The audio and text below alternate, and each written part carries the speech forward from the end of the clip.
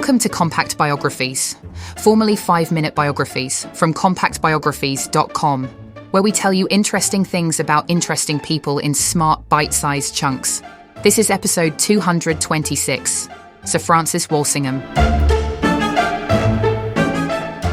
In the glittering and dangerous world of Elizabethan England, power often depended not on armies or titles, but on information. No one understood this better than Sir Francis Walsingham, the spymaster whose secret networks shielded Queen Elizabeth I from plots, assassins, and foreign threats.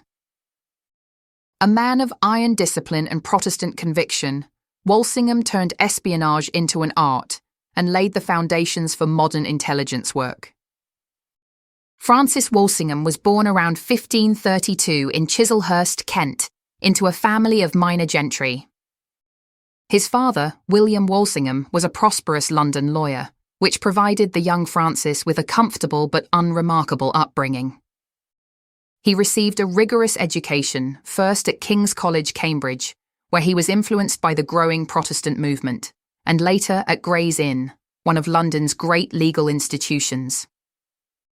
His studies were interrupted by the turmoil of England's religious upheavals. When Queen Mary I came to the throne in 1553, restoring Catholicism, Walsingham, a committed Protestant, fled abroad. He spent several years in exile across Europe, particularly in Switzerland and Italy, where he absorbed not only languages but also the complex web of Renaissance diplomacy.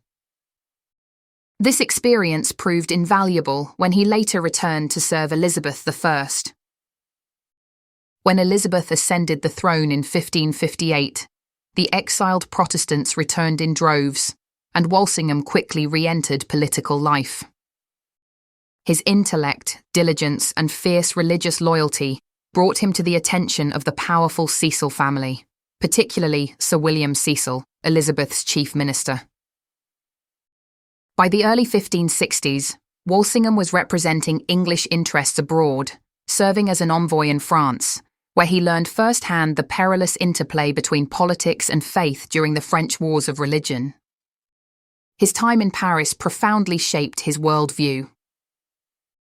In 1572, while serving as ambassador, he witnessed the horrific St. Bartholomew's Day massacre, in which Catholic mobs slaughtered thousands of French Protestants.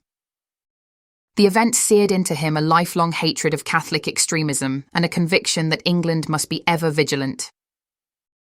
To Walsingham, faith was not merely personal belief, it was national security.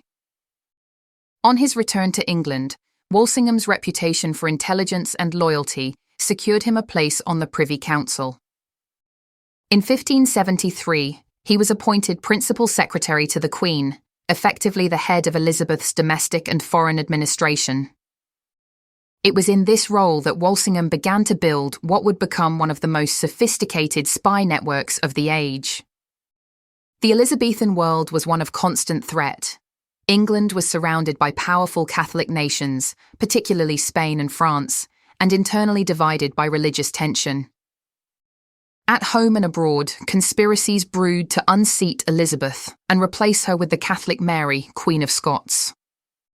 Walsingham's answer was to see everything, hear everything, and control the flow of information.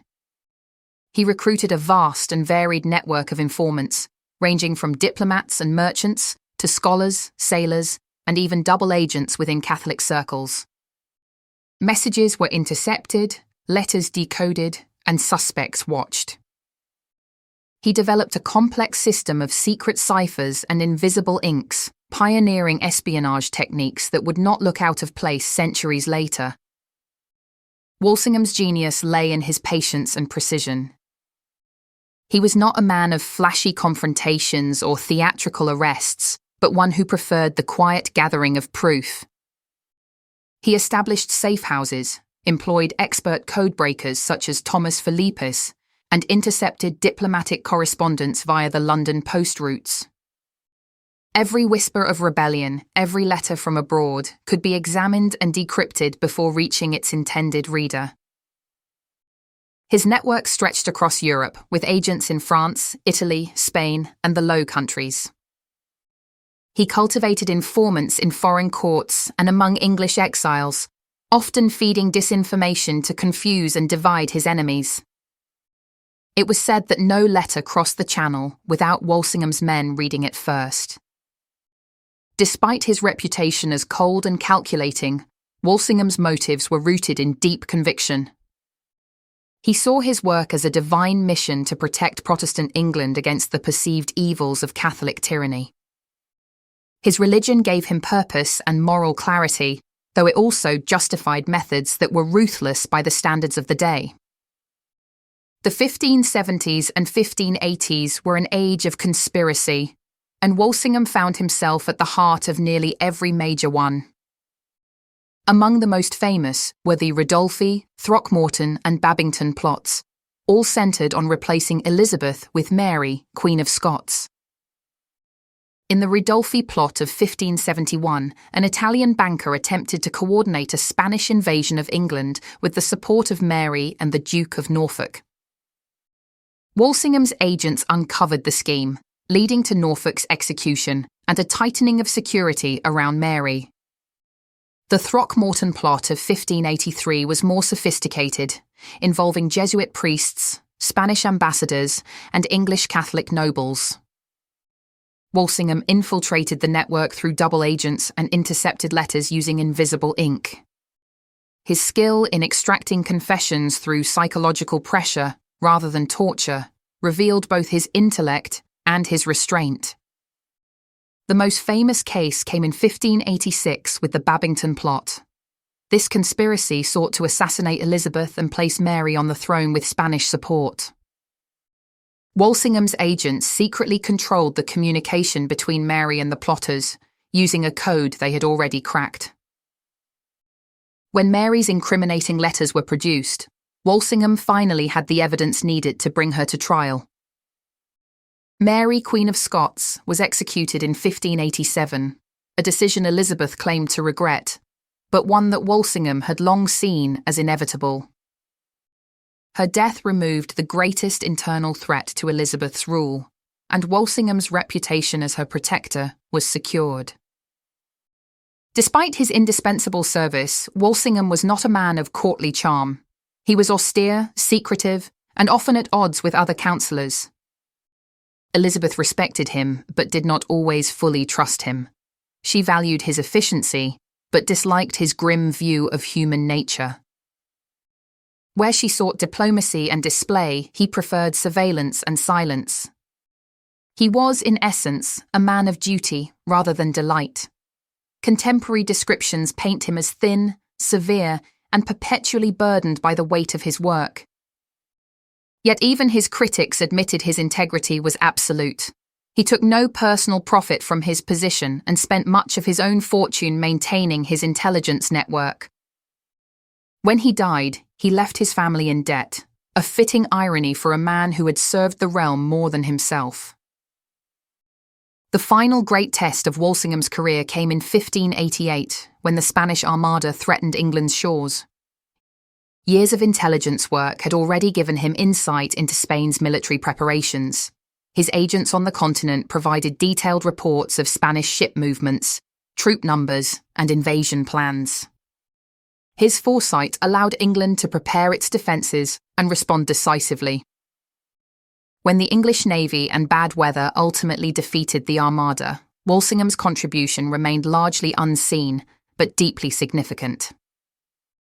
His network of informants had given Elizabeth's commanders a clear picture of their enemies' intentions.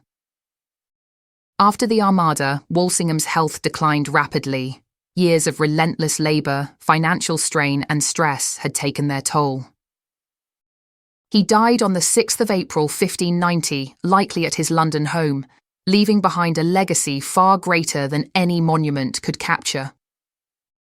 Sir Francis Walsingham's life marked a turning point in the history of intelligence.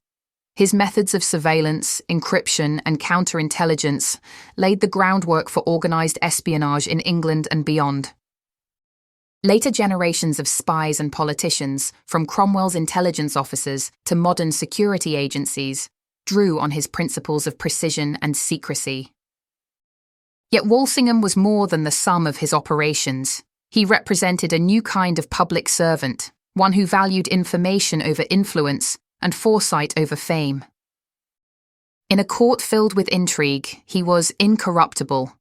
In a world divided by faith, he stood unwaveringly for what he believed to be divine order. Modern historians debate whether his zeal crossed the line into cruelty, particularly in his pursuit of Catholic priests and exiles. But even his detractors concede that without his vigilance, Elizabeth's reign might have ended in chaos or conquest. He was, as one chronicler observed, the watchman of the realm, who slept but with one eye closed. Sir Francis Walsingham's England was an age of shadows, an age where loyalty could not be assumed and truth was often hidden beneath layers of deception. In that uncertain world, he became the embodiment of cold efficiency and quiet patriotism. His legacy endures not through the songs of poets or the records of noblemen, but in the systems of intelligence and national security that continue to guard nations centuries later. Walsingham's life reminds us that history's most decisive battles are not always fought with swords, but with secrets. He was the eyes and ears of a queen, the architect of survival, and the silent guardian of a fragile peace.